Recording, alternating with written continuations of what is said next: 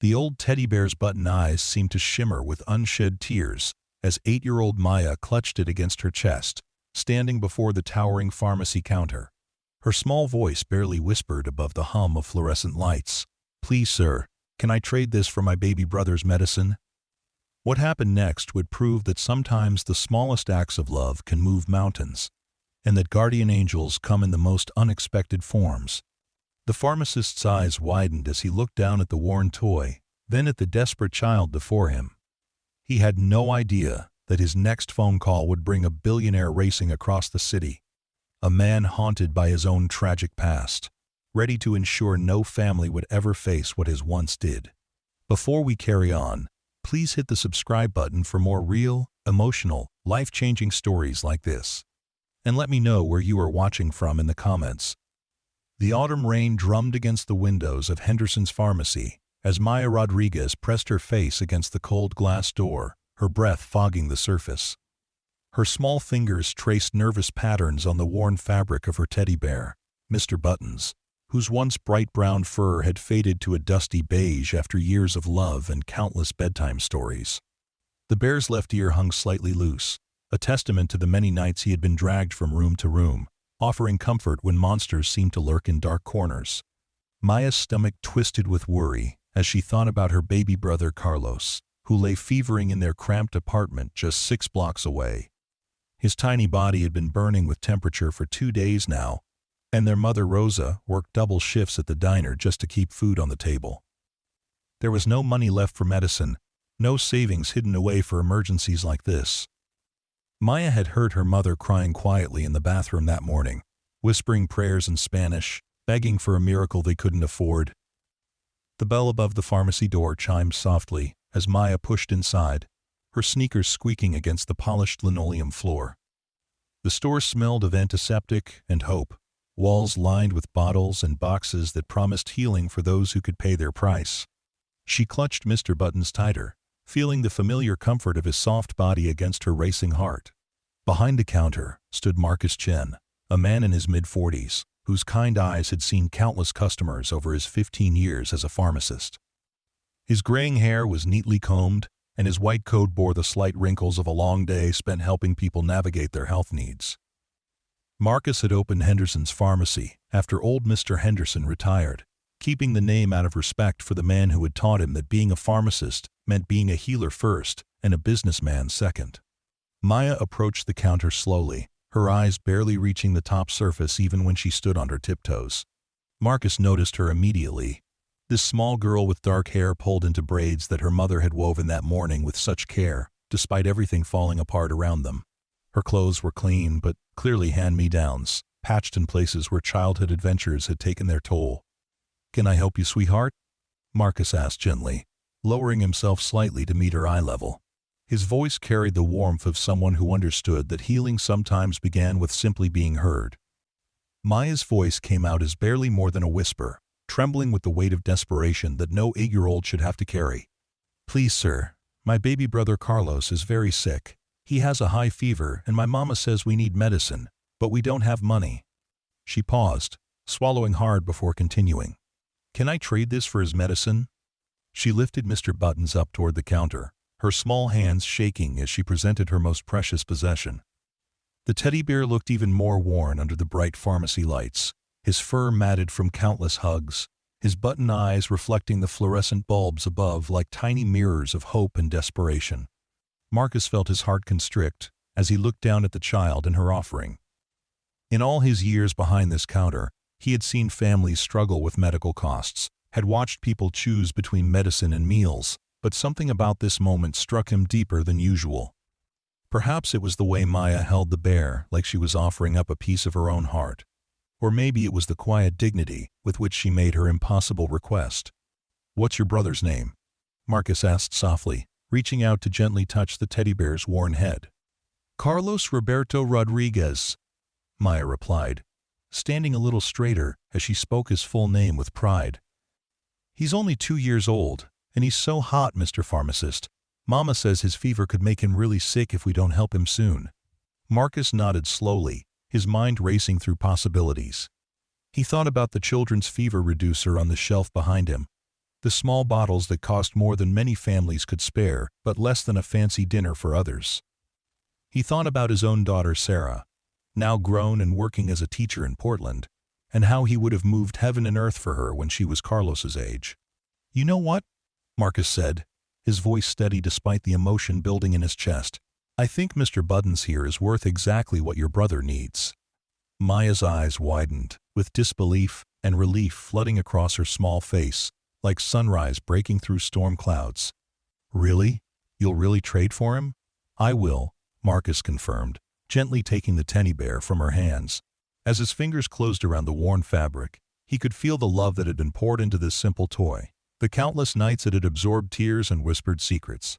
"Mr. Buttons is going to have a place of honor right here behind my counter." Marcus moved with practiced efficiency, selecting a bottle of children's acetaminophen and a bottle of ibuprofen from the shelf. He also grabbed a thermometer and some electrolyte packets, items that would help monitor and manage Carlos's fever properly. As he worked, he explained to Maya how her mother should give the medicine, alternating between the two types and making sure to check Carlos's temperature regularly. "You tell your mama that if Carlos isn't better in 2 days, or if he gets worse, she needs to bring him to the emergency room," Marcus instructed, placing everything in a pharmacy bag. "Promise me you'll tell her that, okay?" Maya nodded solemnly, understanding that this was important grown-up information she needed to remember exactly. "I promise, Mr. Pharmacist. Thank you so much. Mr. Buttons will be happy here with you." As Maya left the pharmacy, clutching the bag of medicine like it contained liquid gold, Marcus placed the teddy bear on a small shelf behind his counter where he could see it clearly. Something about the exchange had stirred memories he usually kept buried deep, and as the afternoon wore on, those memories began to surface with increasing clarity. Marcus picked up his phone and scrolled through his contacts until he found the name he was looking for: David Park. They had been roommates in college, two young men with big dreams and bigger hearts. While Marcus had chosen the path of pharmacy school, David had thrown himself into the world of technology and business with an intensity that had seemed almost desperate back then. The call connected after just 2 rings. "Marcus, it's been too long, my friend. How's the pharmacy business treating you?" David's voice carried the confident tone of someone who had learned to navigate boardrooms and billion-dollar decisions, but Marcus could still hear traces of the uncertain young man he had once known. David Park had built his fortune through a series of tech investments and startups, becoming one of the youngest billionaires in the country by age 35. But Marcus knew that behind all that success lay a pain that no amount of money could heal. "David, I need to tell you about something that happened today," Marcus began, his voice carrying a weight that made David sit up straighter in his Manhattan office. "A little girl came into my pharmacy this afternoon, wanted to trade her teddy bear for her baby brother's fever medicine." There was silence on the other end of the line, and Marcus could almost hear David's breathing change. He knew he had hit something deep, something connected to the tragedy that had shaped his friend's life. "Tell me everything," David said quietly. Marcus recounted the entire encounter, describing Maya's quiet desperation, her willingness to sacrifice her most precious possession, and the love that had driven her to walk into that pharmacy with nothing but hope and a doll. Worn teddy bear. As he spoke, he watched Mr. Buttons sitting on his shelf, the bear's button eyes seeming to listen to every word. When Marcus finished his story, the silence stretched long enough that he wondered if the call had dropped. Finally, David's voice came through, thick with emotion. "What was the little girl's name again?" "Maya Rodriguez. Her baby brother is Carlos, and their mother is Rosa. They live somewhere within walking distance of here, probably in the Riverside district." David was already standing, moving toward his office window that overlooked Central Park. Down below, people moved through their lives like ants, each carrying their own burdens and dreams. "Marcus, I need you to do something for me. If that family comes back to your pharmacy, for any reason, you call me immediately, and I mean immediately." "David, what's this about?" Marcus asked, though he suspected he already knew. David had never spoken much about his daughter Emma, the little girl who had died from complications of pneumonia when she was just 4 years old. It had happened during David's early struggling years, when he was working 3 jobs and still couldn't afford proper medical care quickly enough. "It's about making sure no parent ever has to watch their child suffer because they can't afford medicine," David replied, his voice carrying the weight of old grief transformed into purpose. "I'll explain more later. Right now, I need to make some arrangements." After hanging up, David stood motionless at his window for several minutes, his reflection ghost-like against the glass. Emma would have been 12 now if she had lived, probably starting to think she was too old for teddy bears, but still keeping one hidden under her pillow. The memory of her fever, of his helplessness as her small body fought an infection they couldn't afford to treat properly, had driven every business decision he had made since her death. David picked up his phone again and called his assistant. "Cancel my afternoon meetings. I need my car brought around, and I need you to contact our foundation's emergency fund coordinator. We have a family that needs immediate assistance." Meanwhile, Maya ran through the streets of her neighborhood, the pharmacy bag clutched protectively against her chest. The late afternoon sun cast long shadows between the apartment buildings, and the smell of dinner cooking in various kitchens mixed with the urban scents of car exhaust and autumn leaves. She climbed 3 flights of stairs to apartment 3B, her heart pounding with excitement and relief. "Mama! Mama! I got the medicine!" Maya burst through the door, finding Rosa sitting beside Carlos's makeshift bed on the living room couch. The baby was flushed with fever, his dark hair damp with perspiration, but his eyes were alert enough to track Maya's movement across the room. Rosa looked up with surprise and confusion. "Mija, what are you talking about? Where did you get medicine? We don't have money for medicine." Maya pulled the bottles from the bag, explaining her trade with the pharmacist. As she spoke, Rosa's expression shifted from confusion to horror to a deep, aching gratitude that brought tears to her eyes. She pulled Maya into a fierce hug, holding both her daughter and the medicine that might save her son. "You traded Mr. Buttons?" Rosa whispered, understanding the magnitude of her daughter's sacrifice. She knew how much that bear meant to Maya, how it had been her companion through their father's abandonment, through the nights when dinner was just rice and beans, through all the small tragedies of childhood poverty. "Mr. Buttons wanted to help Carlos get better," Maya said simply, as if it were the most natural thing in the world. "The pharmacist man promised to take good care of him."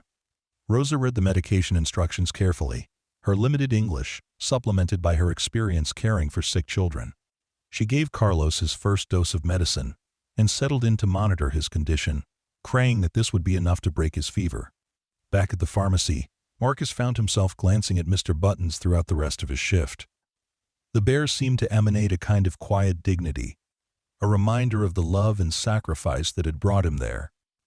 When closing time came, Marcus lingered longer than usual, straightening shelves that didn't need straightening, checking inventory that was already current. His phone rang just as he was locking up. David's name appeared on the screen. "I'm in the city," David said without preamble. "I'm staying at the plaza tonight, but tomorrow morning I want you to help me find his family. I need to meet them." "David, they're proud people. If you go in there throwing money around, you might scare them off or make them feel like charity cases." "I know," David replied. "That's why I need your help to do this right. This isn't about charity, Marcus. This is about justice. This is about making sure that love and sacrifice are rewarded instead of punished by circumstances." The next morning dawned clear and crisp, with the kind of autumn air that made everything seem possible. Maya woke early, immediately checking on Carlos. His fever had broken during the night, and he was sitting up in his makeshift bed, playing with a small wooden toy their grandfather had carved years ago.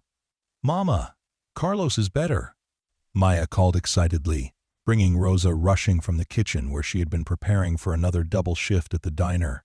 Rosa felt Carlos's forehead, cool and normal for the first time in days. Relief flooded through her so powerfully that she had to sit down on the edge of the couch. "Gracias a Dios," she whispered, tears streaming down her face. "Thank you, God." Maya hugged her brother gently, careful not to disturb his recovery. "Mr. Buttons helped you get better, didn't he, Carlos?" The toddler babbled something that might have been agreement, reaching up to touch Maya's face with his small hands. In that moment, Maya felt a deep satisfaction, knowing that her sacrifice had been worth every moment of missing her beloved bear. At the pharmacy, Marcus arrived to find David's black sedan parked outside. Through the window, he could see his friend sitting in the back seat, dressed casually in jeans and a sweater, instead of his usual business attire. David looked nervous, his hands fidgeting with a small box in his lap. "Morning, David," Marcus said as he unlocked the pharmacy door. "Ready for this?" "I think so," David replied, though his voice suggested otherwise. "I brought something." He held up the box, and Marcus could see it contained a beautiful teddy bear, clearly expensive but designed to look loved rather than pristine. "That's thoughtful, but David, she's 8 years old. She might be getting too old for teddy bears. Emma was 4 when she died," David said quietly. But she had started saying she was too big for her bear. Still slept with it every night, though. Sometimes the things we think we've outgrown are the things we need most. They settled in to wait, with David positioning himself where he could see the street, but remain unobtrusive. Marcus placed Mr. Buttons prominently on the counter, hoping Maya might return to check on her bear or that her mother might come to thank him. Their patience was rewarded around noon when Maya appeared at the pharmacy door, her face pressed against the glass just as it had been the day before. This time, though, her expression was bright with joy rather than shadowed by worry. "Mr. Pharmacist," Maya called as she entered, practically bouncing with excitement. "Carlos is all better. His fever went away and he's playing and eating and everything." Marcus smiled broadly, genuinely delighted by the news. "That's wonderful, Maya. I'm so glad the medicine helped." Maya approached the counter and looked up at Mr. Buttons, who sat in his place of honor like a furry sentinel. "Is he happy here with you?" "I think he's very happy," Marcus replied. "He's been keeping me company, and I've been telling him about all the people who come in here looking for medicine to help their families feel better." David, watching from his position near the vitamin display, felt his heart clench at the sight of Maya. She was small for 8, with the kind of resilience that came from growing up too fast, but her smile was purely childlike in its joy. He thought of Emma, of the daughter who would never grow up to trade teddy bears for medicine or dance with relief when a fever broke. "Maya," Marcus said gently, "there's someone here I'd like you to meet. He heard about what you did yesterday, and he wanted to say hello." David approached slowly, not wanting to frighten the child. Up close, he could see the patches in her jeans, the careful mending in her shirt, the shoes that were slightly too big, probably handed down from an older cousin. But he also saw the dignity in her posture, the intelligence in her dark eyes, and the love that seemed to radiate from her small frame. "Hello, Maya," David said, crouching down to her level. "My name is David. Mr. Chen told me about how you helped your baby brother, and I think you're very brave." Maya looked between David and Marcus, sensing something important in the moment, but not understanding what. "Thank you, Mr. David. But I wasn't brave. I was just scared for Carlos." "Sometimes being scared and doing the right thing anyway is exactly what brave means," David replied. He held out the box containing the new teddy bear. "I brought this for you. His name is Hope, and he's looking for a little girl who understands how important it is to take care of the people we love." Maya's eyes widened as she opened the box and saw the beautiful bear inside. Hope was golden brown with soft plush fur and kind eyes that seemed to hold the wisdom of all the children who had ever needed comfort. He was clearly brand new, but something in his design suggested he was meant to be loved rather than displayed. "He's beautiful," Maya whispered, lifting Hope from the box. "But I can't take him. We don't have money to pay for a bear like this." "Hope isn't for sale," David said gently. "He's a gift from one friend to another. But Maya, I need to ask you something. Would it be okay if I met your mama and Carlos? I'd like to make sure Carlos stays healthy, and I think I might be able to help your family in some ways that don't cost anything but friendship." Maya looked at the bear, then at David, then at Marcus, who nodded encouragingly. Something in David's eyes reminded her of her grandfather, who had died when she was 5, but who had always made her feel safe and special. "I think Mama would like to meet you. She taught me to always be polite to people who are kind to our family." The walk to Maya's apartment building gave David time to prepare himself for what he might find. He had researched the Riverside district that morning, learning about the poverty rates, the lack of resources, the families who worked multiple jobs and still struggled to make ends meet. But statistics were different from walking through the neighborhood, seeing the children playing in small concrete courtyards, the laundry hanging from fire escapes, the corner stores with barred windows and signs in multiple Brad languages. Maya led them up the stairs to apartment 3B, hope clutched securely in her arms alongside her obvious excitement about introducing her new friend to her family. She knocked on the door in a pattern that was clearly familiar, and they could hear Rose's voice calling from inside. "Mija, is that you? You're back early from your walk." "Mama, I brought friends," Maya called back. "The pharmacist man and another nice man who gave me a present." The door opened to reveal Rosa Rodriguez, a woman in her late 20s who carried herself with the quiet strength of someone who had learned to face life's challenges without flinching. Her dark hair was pulled back in a practical ponytail, and she wore the uniform of the diner where she worked, suggesting she had either just returned from a shift or was preparing to leave for one. Rosa's eyes moved from Marcus, who she recognized from previous trips to the pharmacy for over-the-counter remedies, to David, whose expensive casual clothes and confident bearing marked him as someone from a very different world than hers. Her expression was polite, but cautious, the look of a mother who had learned to be careful about strangers, no matter how well-intentioned they might seem. "Mrs. Rodriguez," Marcus began, "I hope you don't mind us stopping by. I wanted to check on Carlos and see how he was feeling after the medicine Maya got yesterday." "Please, come in," Rosa said, stepping back to allow them into the small apartment. The living space was tiny but immaculately clean, with furniture that was old but well-maintained. Children's toys were neatly arranged in a corner, and the smell of something delicious cooking on the stove filled the air. Carlos sat on the couch, looking like a completely different child than the fevering baby of the day before. His cheeks were pink with health rather than fever, and he was babbling happily while playing with wooden blocks. When he saw the visitors, he held up a block as if offering to share his toys. "Carlos!" Maya exclaimed, rushing to her brother's side. "Look, I brought friends to see how much better you are." David watched the interaction between the siblings, his heart aching with a mixture of joy and loss.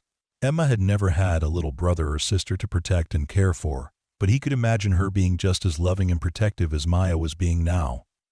"Mrs. Rodriguez," David said carefully, "Maya told me about what happened yesterday, how she was willing to trade her teddy bear for Carlos's medicine. I wanted to meet the family that raised such a thoughtful and loving little girl." Rose's cheeks flushed slightly with pride and embarrassment. "Maya is a good girl, but we don't need charity, Mr. David Park. And you're absolutely right. You don't need charity. What you need is what every family deserves, which is security and opportunity." David paused, choosing his words carefully. "Mrs. Rodriguez, may I ask what you do for work?" "I work at Tommy's Diner downtown," Rosa replied, her chin lifting slightly with pride. "I work double shifts most days, and I'm studying at night to get my GED so I can maybe go to community college someday." David nodded with genuine respect. "That's incredible! Working full-time while raising 2 children and going to school? That takes tremendous strength." He looked around the small apartment, noting the textbooks stacked neatly on a small table, the children's artwork taped to the refrigerator, the careful organization that spoke of someone making the most of limited resources. "Mr. Park?" Rosa said, her voice carrying a note of wariness. "I appreciate your kindness, but if you're here to offer us money or charity, I need to say no. We may not have much, but we have our dignity, and we take care of ourselves." "I understand completely," David replied. "And I respect that more than you know. But what if I told you I wasn't here to offer charity, but to offer opportunity? What if there was a way for you to keep your dignity and your independence while also making sure your children had every advantage they deserved?" Maya, who had been listening to the adult conversation while playing with Carlos and her new bear, looked up with curiosity. "Mr. David, are you like a fairy godfather from the stories Mama reads to us?" David laughed, the first genuine laugh he had felt in months. "I suppose I might be something like that, Maya. Though I think the real magic is already here in your family."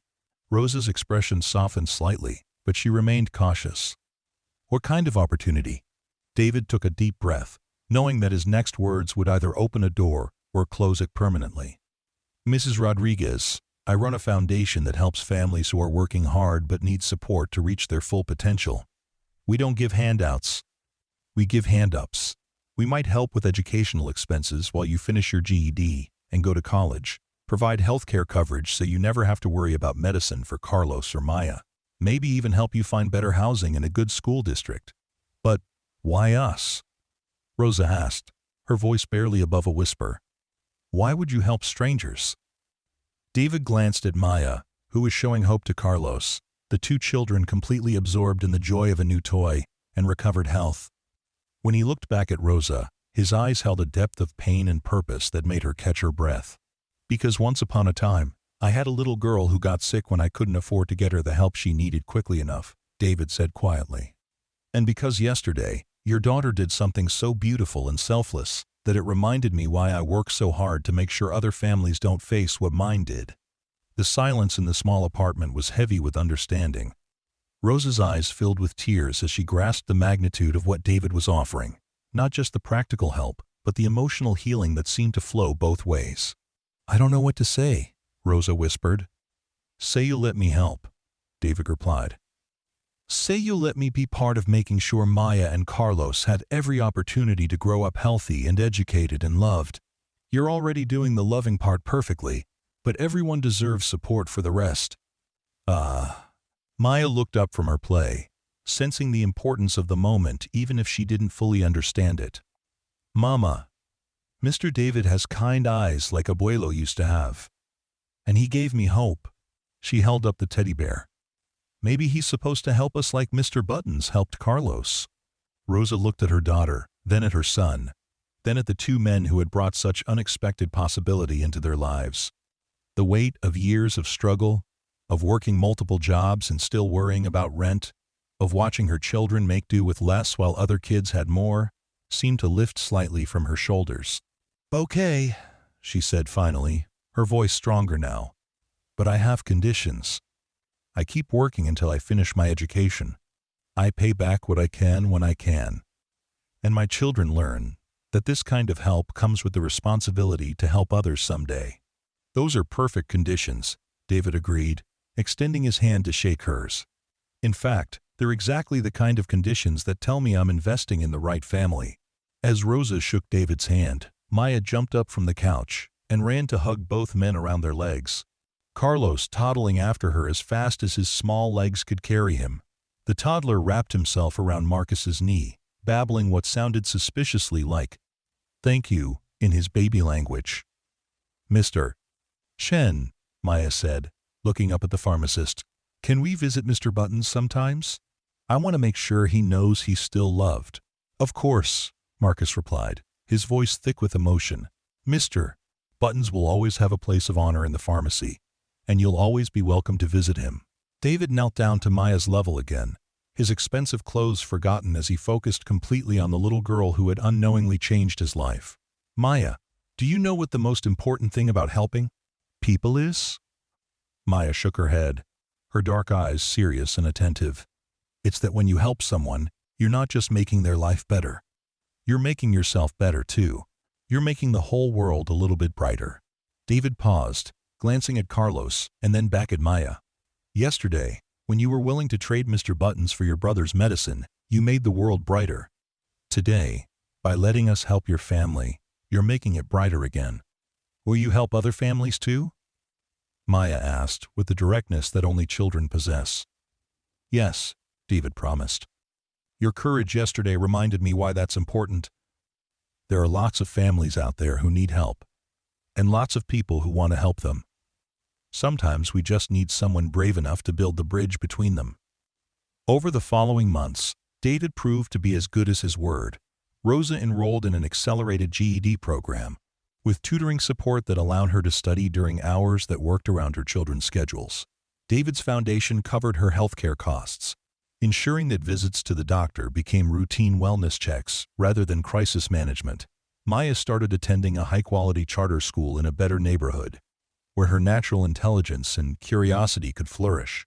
She joined the school's reading program and discovered a love for books that opened up entire new worlds to her. Carlos thrived in an excellent daycare program that provided early childhood education along with care, while Rosa worked and studied. But perhaps the most significant change was in David himself. His friendship with the Rodriguez family awakened something in him that had been dormant since Emma's death. He began spending weekends with Maya and Carlos, teaching Maya to play chess and taking Carlos to the park to feed ducks. Rosa, initially hesitant about becoming too dependent on David's generosity, gradually accepted him as part of their extended family. The foundation David had established in Emma's memory grew beyond anything he had originally envisioned. Inspired by Maya's story, he developed programs that specifically sought out families where children were making sacrifices for their siblings' welfare. The Teddy Bear Initiative became a nationwide program that partnered with pharmacies, schools, and community centers to identify families in need and connect them with comprehensive support. Marcus found himself serving as an unofficial coordinator for the program in his area, his pharmacy becoming a kind of community hub where families knew they could find not just medicine, but also information about resources and support. Mr. Buttons remained on his shelf, a tangible reminder of the power of love and sacrifice to transform lives. Maya never forgot the lesson of that day when she traded her most precious possession for her brother's health. As she grew older and the family's circumstances improved, she began volunteering at local community centers, reading to younger children, and helping organize toy drives for families in need. She always brought hope with her, the golden teddy bear serving as a conversation starter with shy children who needed comfort. Rosa completed her GED and went on to earn an associate degree in early childhood education, eventually opening her own family daycare center that served working parents in her community. She hired other mothers who needed flexible work arrangements, creating a network of support that extended far beyond her own family. Carlos grew up healthy and strong, with no memory of the fever that had brought their family to David's attention. But he grew up knowing the story of Mr. Buttons and the day his sister's love had saved him, a story that shaped his understanding of what it meant to care for others. Years later, when Maya was in high school and Carlos was in elementary school, they returned to Henderson's pharmacy with David and Rosa for the 5th anniversary of their first meeting. Mr. Buttons still sat in his place of honor behind the counter, his fur a little more faded but his button eyes still bright with the memory of love. "Mr. Chin," Maya said, now a confident teenager, but still carrying the essential kindness that had defined her as a child. "I want to buy Mr. Buttons back." Marcus looked surprised. "Maya, you don't need to buy him. He's always been yours." "No," Maya said firmly, pulling out money she had earned from her part-time job tutoring younger children. "I want to buy him properly this time, with money I earned by helping other kids learn to read. Because Mr. Buttons taught me that sometimes the most valuable things we can give are the things we think we can't afford to lose." Marcus accepted the money with ceremony befitting the importance of the moment, and Maya lifted Mr. Buttons from his shelf with the same careful reverence she had shown as an 8-year-old child. The bear looked even smaller in her teenage hands, but his presence seemed to fill the entire pharmacy with warmth. "He's going to live with Carlos now," Maya announced. "Carlos is old enough to have his own special bear, and Mr. Buttons has been waiting patiently for the right time to come home." Carlos, now 7 years old and nearly as tall as Maya had been during their first visit to the pharmacy, accepted Mr. Buttons with the solemnity of someone receiving a great treasure. He understood the story of the bear, understood what his sister had sacrificed for him, and promised to take good care of his new companion. David watched the ceremony with tears in his eyes, thinking of Emma and wondering if she would have grown up to be as generous and thoughtful as Maya had become. He had found healing in helping the Rodriguez family, but more than that, he had found purpose. The foundation continued to grow, touching thousands of families across the country, each one connected by the simple truth that love shared multiplies rather than diminishes. As they left the pharmacy that day, Maya carrying hope and Carlos clutching Mr. Buttons, Rosa took David's arm in a gesture of affection that had become natural over the years of their friendship. "Thank you," she said quietly, as she had said countless times before. "Thank you," David replied, meaning it just as deeply as he had the first time. Behind them, Marcus watched through the pharmacy window as the family walked down the street together. their voices carrying on the afternoon breeze as they made plans for dinner and homework and all the ordinary magic of a life lived without the constant fear of not having enough. The late afternoon sun slanted through the pharmacy windows, illuminating the empty space on the shelf where Mr. Buttons had spent 5 years watching over the daily dramas of healing and hope. In a few days, Marcus knew, another child might come in with another desperate need and another precious offering. The cycle of love and sacrifice and transformation would continue, because that's what love does. It continues, it multiplies, it finds new ways to bridge the impossible gaps between need and fulfillment. Maya grew up to become a pediatric nurse, specializing in working with families in crisis. She kept hope on her desk at the children's hospital, where scared parents and sick children found comfort in the bear's soft presence and kind eyes. She never forgot the lesson of Mr. Buttons, that sometimes the greatest gifts require the greatest sacrifice, and that love shared is never truly lost. Carlos became a teacher, inspired by the tutors and educators who had helped shape his childhood. He kept Mr. Buttons on his classroom bookshelf, where the worn teddy bear served as a reminder to his students that everyone has something valuable to contribute, no matter how small or insignificant it might seem. David continued his foundation work until he was well into his 70s, eventually passing the leadership to Maya when she was ready to take on that responsibility. The Teddy Bear Initiative had grown into a comprehensive support network that served families across the globe, but its heart remained the simple truth that had started it all. A little girl's willingness to trade her most precious possession for her brother's health. And in pharmacies and community centers and schools around the world, teddy bears sat on shelves and desks and in loving arms, each one carrying the message that love is the most powerful medicine of all, and that healing happens not just in bodies, but in hearts, not just in individuals, but in communities, not just in moments, but across generations. The story of Mr. Buttons became legend in their neighborhood, told and retold by parents to children, by teachers to students, by friends to friends.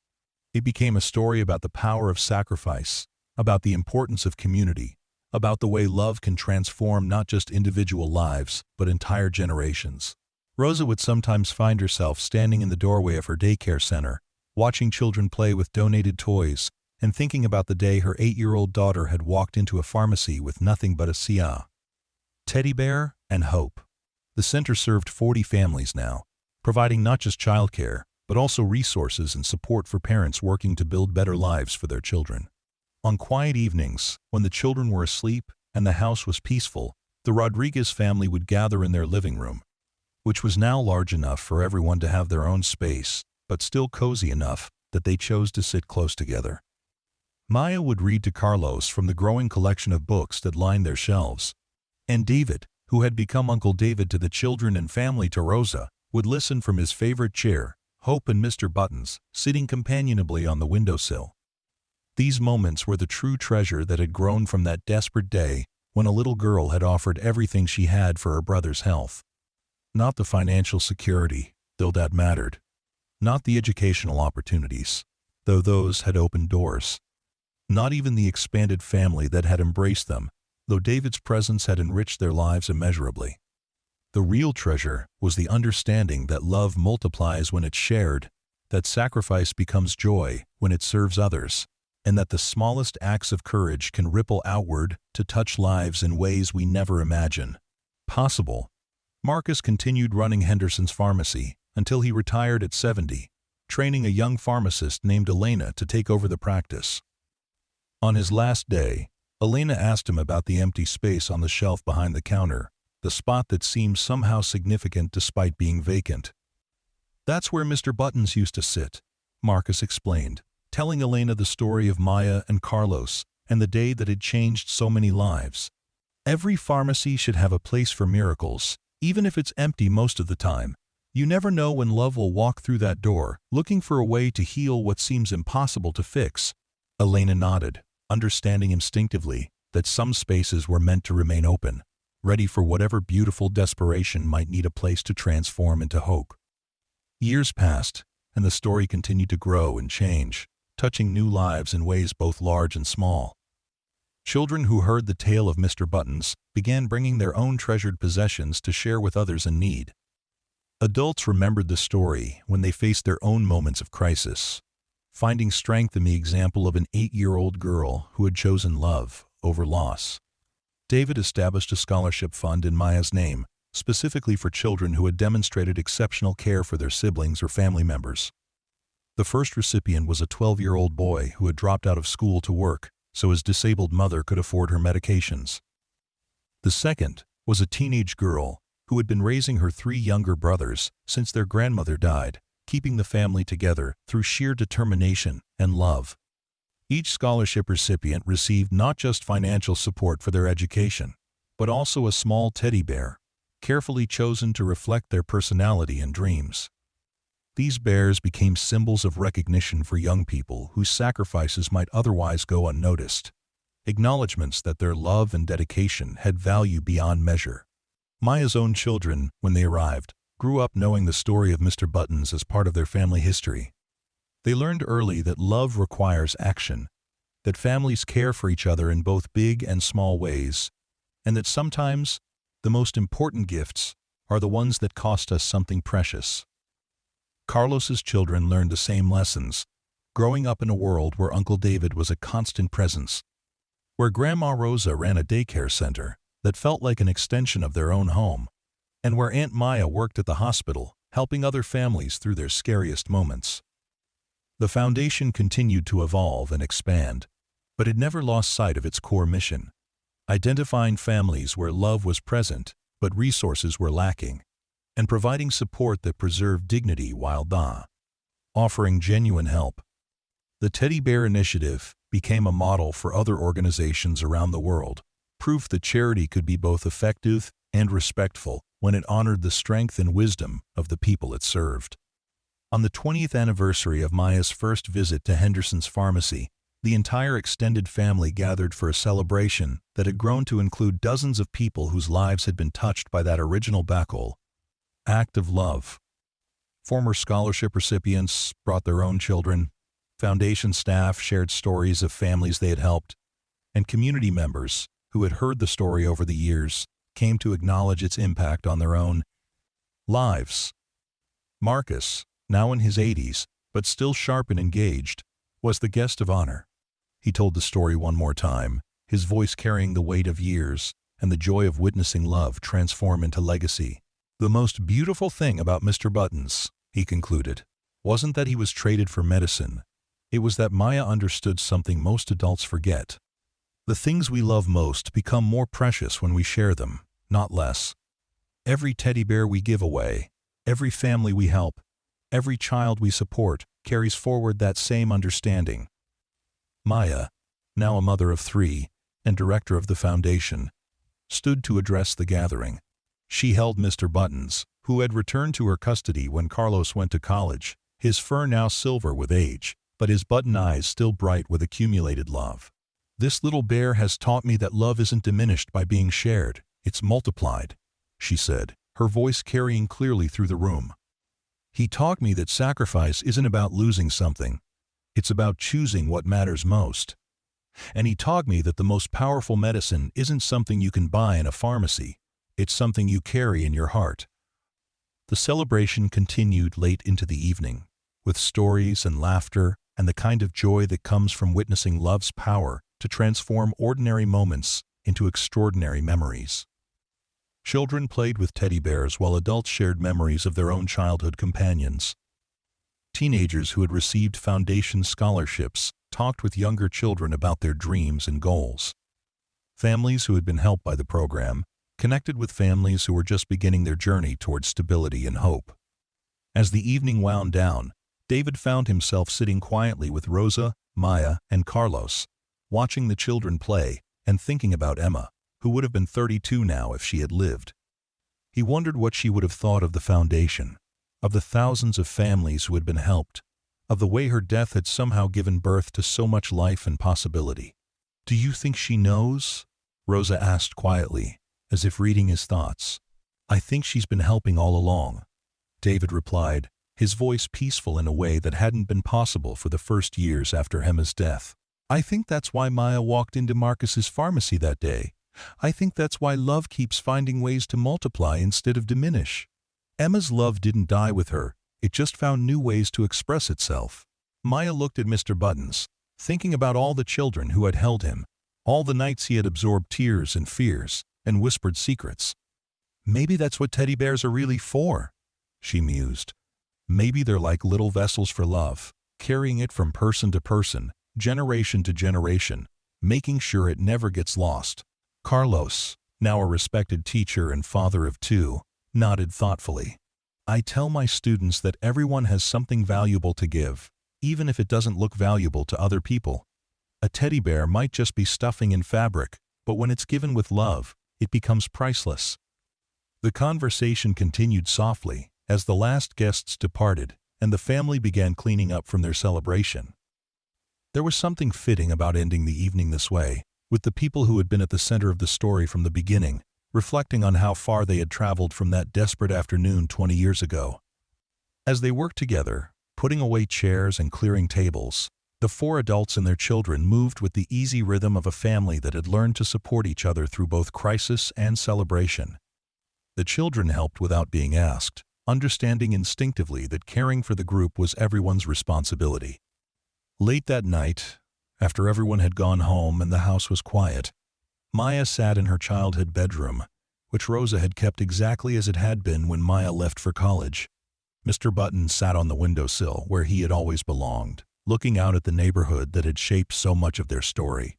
Maya picked up the bear and held him close, breathing in the faint scent of childhood and memory that seemed to cling to his worn fur.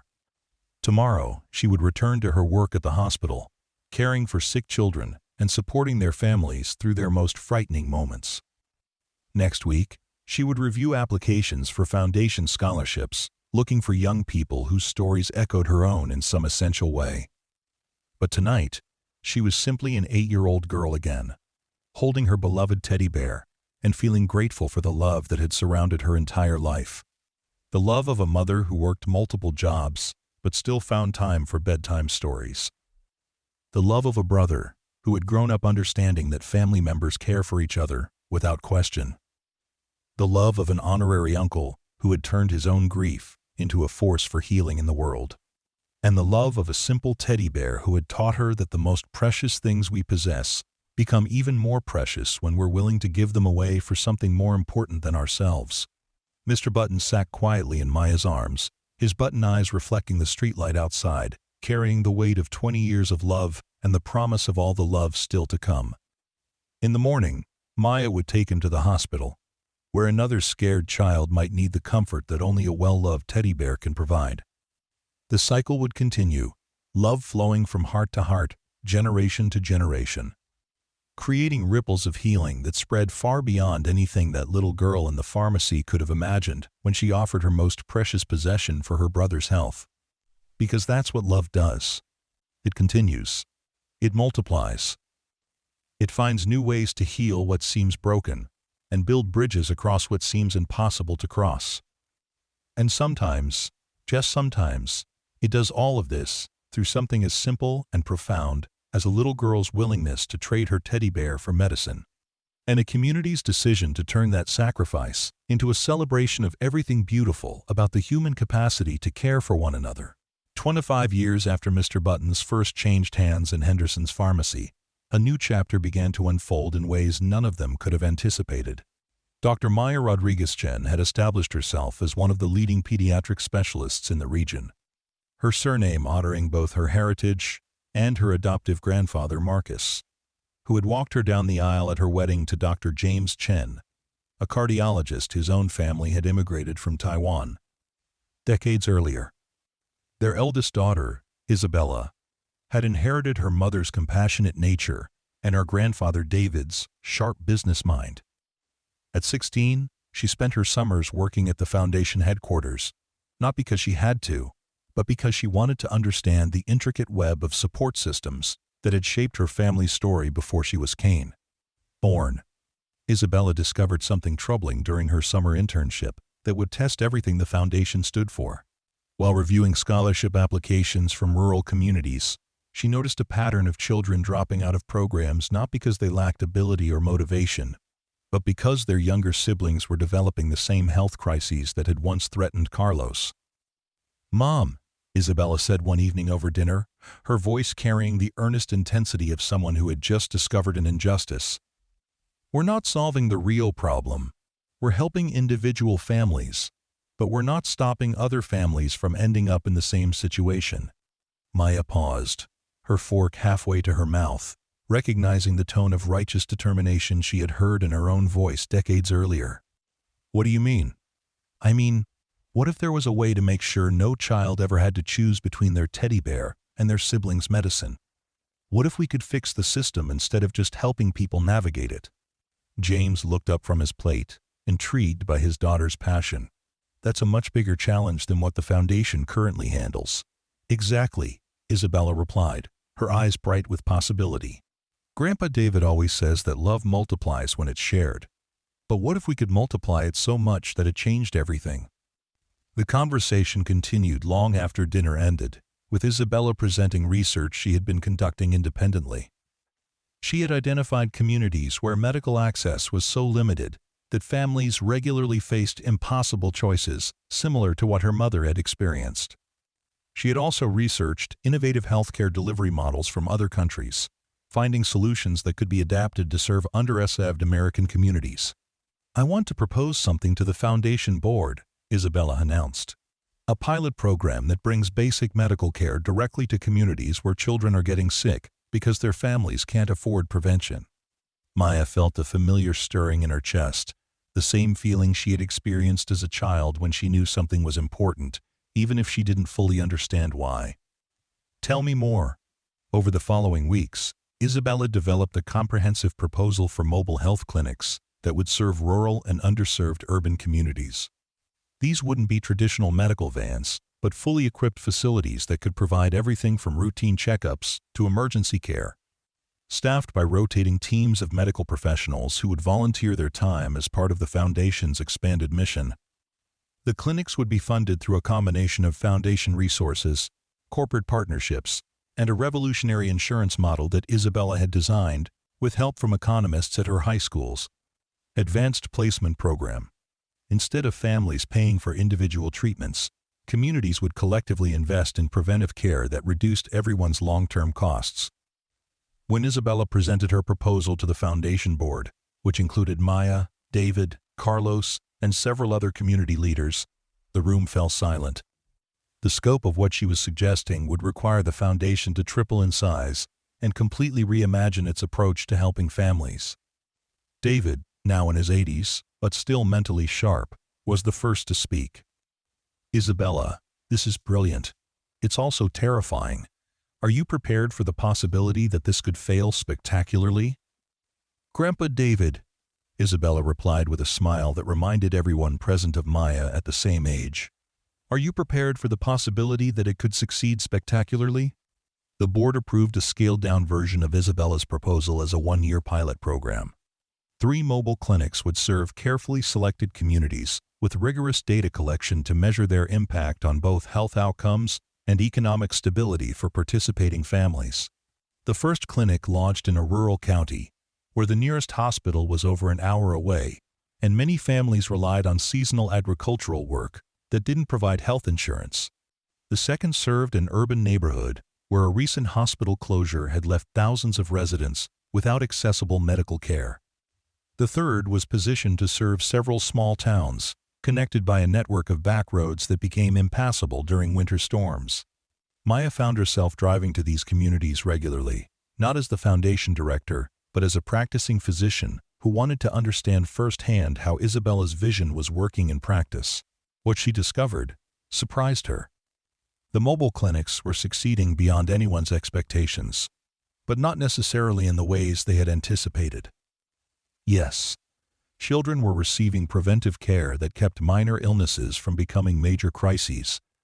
Yes, families were spending less money on emergency treatments and more on other necessities like education and housing improvements. But the most significant impact was something Isabella had predicted, but the adults had underestimated. The clinics were becoming community gathering places, where neighbors who had been isolated by poverty and geography were connecting with each other and sharing resources in ways that multiplied the foundation's investment. In the rural county, farmers were coordinating childcare so parents could attend medical appointments without missing work. In the urban neighborhood, teenagers were volunteering as translators and health education assistants, earning service learning credits while helping their neighbors navigate healthcare systems. In the small towns, elderly residents were sharing transportation to clinic visits, creating informal support networks that extended far beyond medical care.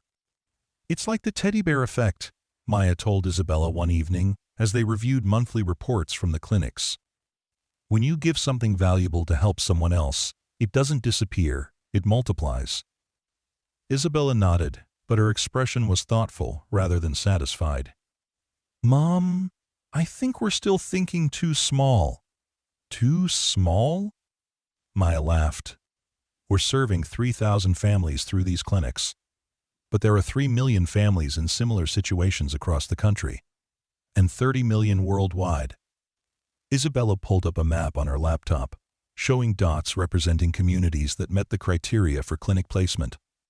"What if this wasn't just our program? What if this became the model that other foundations, other communities, other countries use to solve the same problem?" Maya stared at the map, feeling dizzy at the scope of what her daughter was suggesting. "Isabella, that would require coordination and resources beyond anything we've ever attempted." "I know," Isabella replied calmly. "That's why I've been talking to other foundation directors, medical schools, and international health organizations. There are people all over the world who want to implement programs like this, but they're all working separately. What if we help them work together?" 2. Over the following months, Isabella's vision began to take shape in ways that amazed even her supporters. Medical schools started incorporating clinic rotations into their curriculum, giving students real-world experience while providing staffing for expanded services. Technology companies donated equipment and developed software systems that allowed clinics to share resources and coordinate care across vast distances. Most surprisingly, pharmaceutical companies began participating not just as donors, but as partners in developing new distribution models that made medications more accessible to remote communities. The success of the mobile clinics had demonstrated that healthy communities were actually more profitable than sick ones, even for companies that sold medicine. The international expansion began with a partnership between Isabella's program and a group of medical students in rural Kenya who had been trying to establish similar services for their communities. Using video conferencing, the two groups collaborated on clinic design, community engagement strategies, and sustainability models. Within 2 years, variations of Isabella's mobile clinic model were operating on 4 continents, each adapted to local needs and resources, but connected through a global network that shared best practices and coordinated supply chains. Maya found herself traveling internationally for the first time in her life, visiting clinic sites and meeting families whose stories echoed her own childhood experiences of choosing between basic needs and, quote, medical care.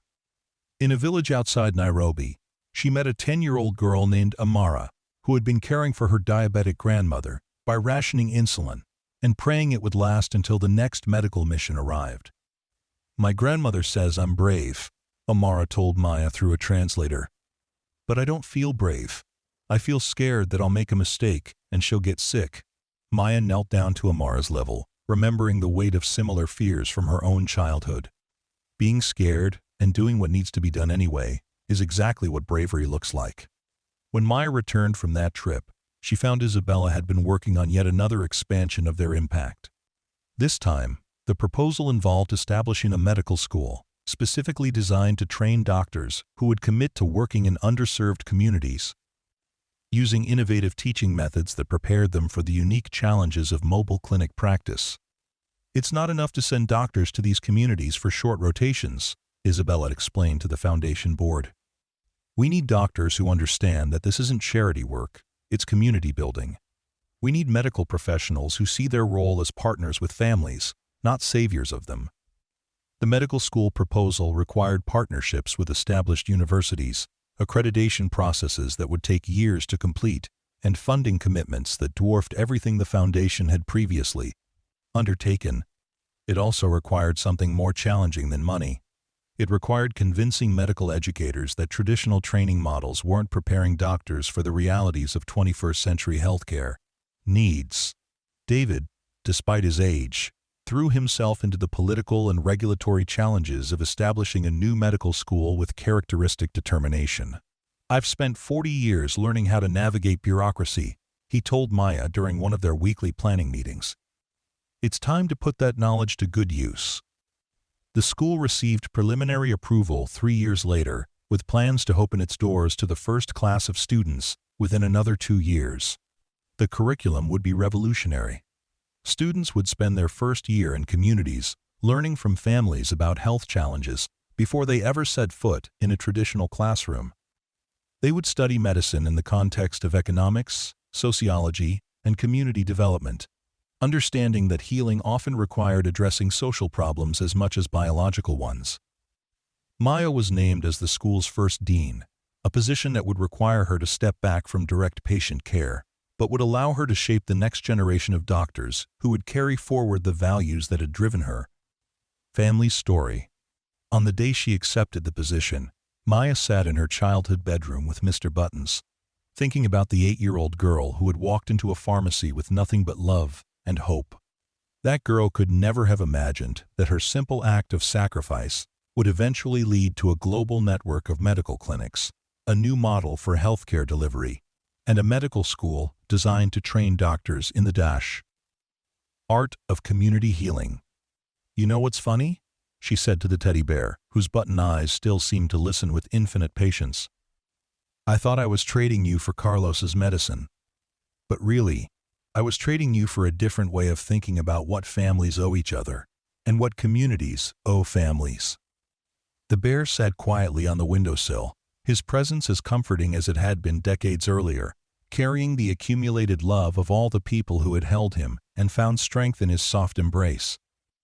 Outside the window, the neighborhood had changed dramatically since Maya's childhood. The small apartments had been replaced by modest but comfortable houses.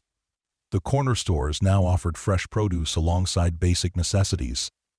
The streets were safer, the schools were better funded, and children played in parks that had been cleaned up and maintained by community organizations.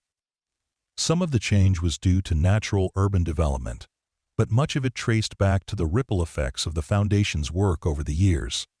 Families who had received educational support had started businesses and created jobs. Young people who had received scholarships had returned to the community as teachers, doctors, and social workers.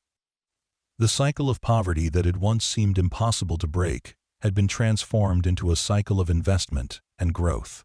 Maya's own children were part of that transformation, understanding from an early age that their advantages came with responsibilities to extend those same advantages to others.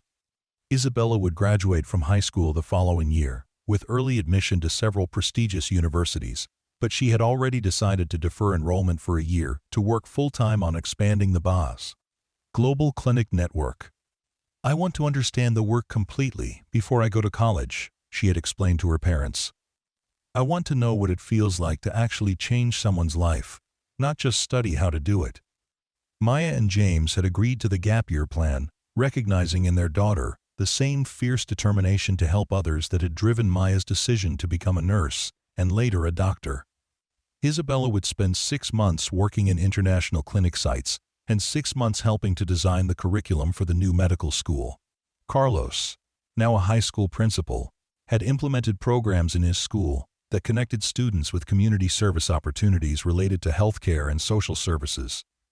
Students could earn graduation credits by volunteering at local clinics, assisting elderly neighbors with medical appointments, or developing health education materials for younger children.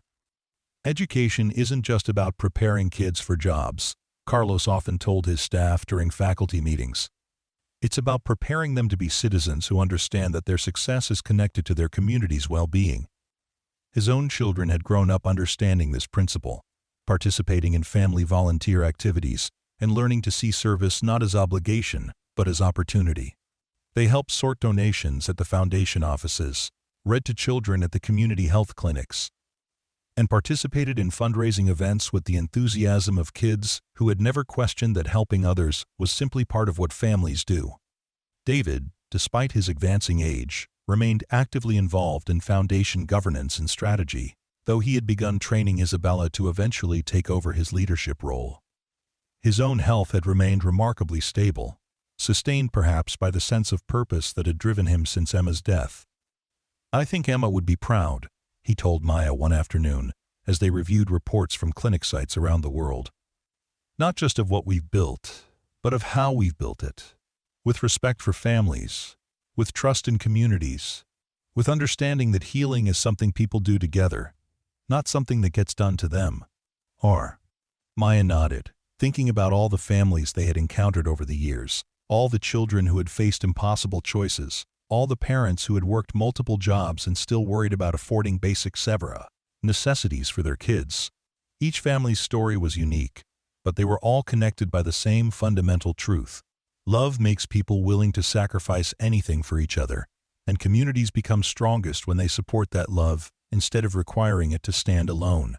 The Foundation's work had grown far beyond anything Maya had imagined when she first traded Mr. Buttons for Carlos's medicine, but its heart remained the same. Recognizing that families are strongest when communities support them, and communities are strongest when they celebrate the love that families share with each other. As evening fell, and Maya prepared to return to her own family, she picked up Mr. Buttons one more time.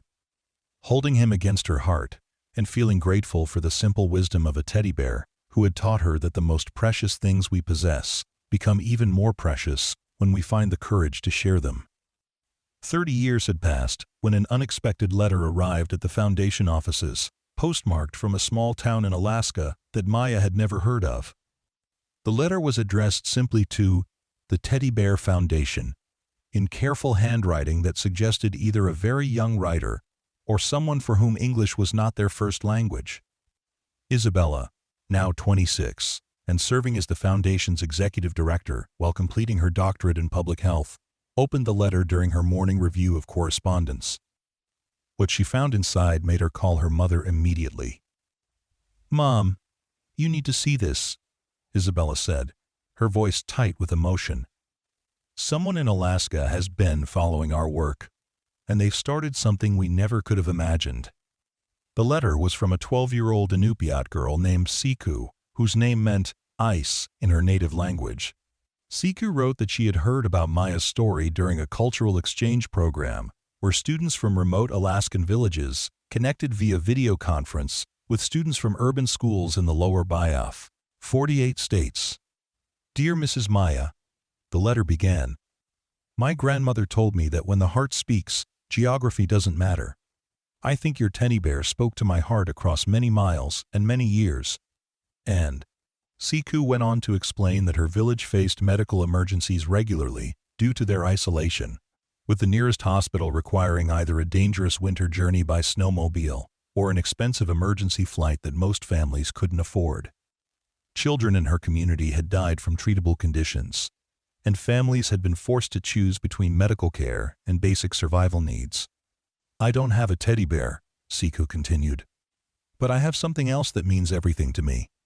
Last month, when my little brother got pneumonia, I traded my grandmother's ivory carving tools to the pilot who flies supplies to our village. The tools have been in our family for 4 generations, but I thought they were worth my brother's life."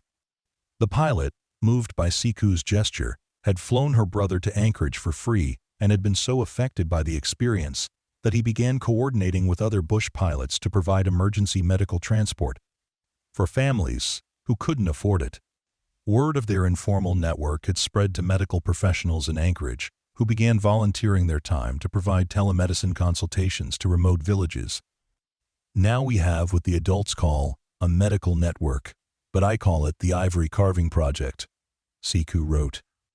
"Because it started with me trading something precious for something more precious, just like you did with Mr. Buttons." Isabella read the letter aloud to Maya over the phone, both women sitting in silence as they absorbed the implications of what they were hearing. Somewhere in the Arctic, a young girl had independently recreated the same pattern of love and sacrifice that had started their foundation, but she'd adapted it to her own culture and circumstances in ways that were both familiar and completely novel. She's created a telemedicine network using bush pilots as medical couriers, Maya said slowly. That's not something we ever considered, but it's brilliant for that environment. Mom, she's invited us to visit. She wants to show us how the network operates and see if there are ways we can support what they're doing without taking it over. The invitation led to Maya's most challenging travel experience yet. The journey to Siku's village required 2 commercial flights, a charter plane to a regional hub, and finally a small bush plane that landed on a frozen lake. Maya had never experienced cold like the Arctic winter, where the air itself seemed to crystallize, and every breath required conscious effort. But the warmth of the community's welcome more than compensated for the harsh environment. Siku met them at the makeshift landing strip, a small figure bundled in traditional fur-lined parka, but moving with the confident grace of someone completely at home in conditions that would challenge most visitors. "Mrs. Maya," Siku said, pulling back her hood to reveal a face that glowed with intelligence and determination. "My grandmother wants to meet you. She says you are proof that the spirit of giving travels in mysterious ways." Siku's grandmother, Agnes, was a woman in her 70s whose weathered hands still moved with the precision of a master carver, despite the arthritis that had begun to limit her mobility. She spoke to Maya in English, interspersed with Inupiat phrases that CEU translated, creating a conversation that bridged not just languages but worldviews. "Grandmother says that when Siku traded the carving tools, she was following the old ways," Siku explained. "In our culture, the most valuable things are meant to be given away when someone needs them more than you do, but she also says that CICU was following new ways. Because now we use technology to help people who are far away, instead of just people in our village." End quote. Agnes showed Maya the carving tools that the pilot had returned after learning their cultural significance. They were made from walrus ivory and caribou antler, each tool shaped by generations of hands and carrying the accumulated knowledge of artistic traditions that stretched back centuries. "Grandmother wants you to know that these tools were never really ours," Siku translated. "They belong to all the people who would use them to create beautiful things. When I traded them for my brother's health, I was just passing them along to their next purpose." The telemedicine network that had grown from CICU's sacrifice was unlike anything Maya had encountered in her decades of healthcare work. Bush pilots coordinated their supply runs to carry medical equipment and samples between villages and urban hospitals. Village elders, who had been trained as health aides, conducted examinations guided by doctors in Anchorage via satellite internet connections. Traditional healers worked alongside Western medical practitioners, combining ancient knowledge of local plants and healing practices with modern diagnostic techniques. "It's not just about medicine," Siku explained as she showed Maya around the village's small health clinic. "It's about keeping our community together. Before the network, sick people had to leave the village, and sometimes they never came back. Now they can get help while staying connected to their families and their culture." The integration of traditional and modern healing approaches fascinated Maya, who had always believed that effective healthcare required understanding patients within their cultural context. In CCU's village, children learned about medicinal plants from their grandparents, while also learning to operate digital blood pressure monitors. Elders shared stories that contained health wisdom accumulated over generations, while also participating in telemedicine consultations with urban specialists. During Maya's week-long visit, she witnessed the network in action when a neighboring village reported a child with symptoms that suggested appendicitis. Within hours, a coordinated response involving 3 villages, 2 bush pilots, a traditional healer, and a surgeon in Anchorage had arranged for the child to receive care that saved his life. "This is what we were trying to build with the mobile clinics," Maya told Isabella during their nightly check-in calls. But Siku figured out how to do it using resources that were already here, just organized differently. "What can we offer them?" Isabella asked. "It sounds like they've solved their problems more elegantly than we could have." "I think what we can offer is connection," Maya replied. "Siku has created something amazing, but she's also 12 years old carrying the responsibility for an entire region's health network. She needs support, and she needs to know that she's part of something bigger than just her village." The partnership that developed between the Foundation and CCU's network became a model for cultural exchange and mutual learning that influenced all of the Foundation's subsequent work. Instead of bringing their own solutions to communities, the Foundation began focusing on identifying local innovations and providing resources to help them grow and connect with similar efforts elsewhere. Siku became the youngest person ever to address the Foundation's annual conference, presenting via satellite link from her village school. Her presentation about indigenous approaches to community health influenced medical schools and public health programs across the country. In my culture, Siku told the audience of doctors, nurses, and healthcare administrators, we have a saying, the ice that supports one person can support many, but only if everyone knows where to step. When Maya traded her teddy bear, she showed people where to step. When you helped families get education and healthcare, you showed more people where to step. Now we're all walking on the same ice, and it's strong enough to hold everyone. The metaphor of shared ice became central to the Foundation's evolving philosophy. Instead of seeing themselves as rescuers coming from outside to help struggling communities, they began to understand their role as facilitators, helping communities connect with each other and share innovations. This shift in approach led to the discovery of dozens of grassroots healthcare innovations that had developed independently in communities around the world. A group of teenage mothers in rural Guatemala had created a cooperative childcare system that included health monitoring and early intervention for developmental delays. Elderly residents in a declining industrial town in Ohio had organized a network of home visits and medication management that had dramatically reduced emergency room visits among seniors. Each of these community-initiated programs shared common elements with Maya's original story. They had begun with individuals making personal sacrifices for family members.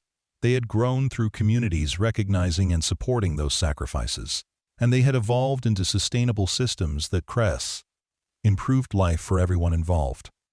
We're not creating these networks, Isabella realized during a strategy meeting with her leadership team. We're just helping people see that they already exist and getting them tools to make them stronger. This insight led to the Foundation's most ambitious project yet, a global database and communication system that allowed community health innovators to find each other, share strategies, and coordinate resources across vast distances. The system connected Siku's Arctic telemedicine network with Maya's mobile clinic program, both of which connected with the Guatemalan Childcare Cooperative and hundreds of other community-initiated health projects. The database became a living library of human ingenuity in healthcare, documenting not just what worked, but why it worked in specific cultural and economic contexts. Medical students and public health researchers used it to understand how healing traditions evolved and adapted to meet contemporary challenges. More importantly, families and communities used it to find hope and practical solutions when they faced their own healthcare crises. Parents in rural areas discovered they weren't alone in struggling to afford their children's medications. Traditional healers learned about modern techniques that complemented their ancestral practices. Young people like Siku found mentors and peers who understood the weight of caring for community health at an early age. Maya, now in her 40s and recognized internationally as an expert in community-based healthcare, found herself thinking often about the 8-year-old girl who had walked into Marcus's pharmacy with nothing but a teddy bear and desperate love for her brother. That girl had acted on instinct, driven by circumstances she couldn't control and emotions she couldn't fully articulate. But the woman Maya had become understood that those same instincts, feelings, and desperate love existed in communities everywhere, waiting for recognition and support to transform individual sacrifice into collective strength. The Foundation's work had become less about providing specific services and more about creating conditions where love could multiply naturally. During a visit to the Arctic Network's 3rd annual gathering, Maya sat with Cicu, now 15, and preparing to leave her village for the first time to attend high school in Anchorage. The teenager who had started a telemedicine network with ivory carving tools was now planning to study medicine herself, with dreams of returning to serve Arctic communities as both a doctor and a cultural bridge between traditional and modern healing practices. "Are you scared about leaving?" Maya asked, as they watched the northern lights dance across the sky above Siku's village. Yes, Siku admitted. But my grandmother says that fear is just love being protective. I'm scared because I love this place and these people so much. That's the same love that will bring me back stronger. Maya nodded, remembering her own fears about leaving her neighborhood for college, her worries about whether education would separate her from her family and community. The love that makes you scared to leave is the same love that will guide you back home. Like Mr. Buttons, Siku said thoughtfully. You traded him away, but the love in him kept growing until it brought all of us together. As Maya prepared to return to her own home and family, she reflected on how the Foundation's work had evolved from addressing immediate crises to nurturing long-term community capacity. They no longer just provided scholarships, they helped communities develop educational systems that supported all children. They no longer just funded medical care, they helped communities create health networks that served everyone's needs. The shift had been gradual and sometimes difficult, requiring the Foundation to give up control and trust communities to find their own solutions. But the results had been more sustainable and more culturally appropriate than anything the Foundation could have designed from the outside. Isabella, preparing to take over full leadership of the Foundation as Maya transitioned into a more advisory role, embodied this evolved approach to community support. Her generation of Foundation leaders understood instinctively that their job was not to solve problems for communities, but to help communities solve problems for themselves. Mom, Isabella said during one of their weekly planning conversations, I think we figured out the real secret of Mr. Buttons. What's that? He was never actually the solution to Carlos's fever. You were the solution. The teddy bear was just the way you found the courage to act on what you already knew was right. Maya smiled, thinking about all the children and families who had found their own courage to act on love, using teddy bears and ivory carving tools and countless other precious possessions as bridges between need and SEA. Healing. The Foundation would continue to grow and evolve, but its heart would always remain the same. Recognizing that every community contained the love and wisdom necessary to heal itself, and that sometimes the most important thing was simply helping people see their own strength clearly enough to use it.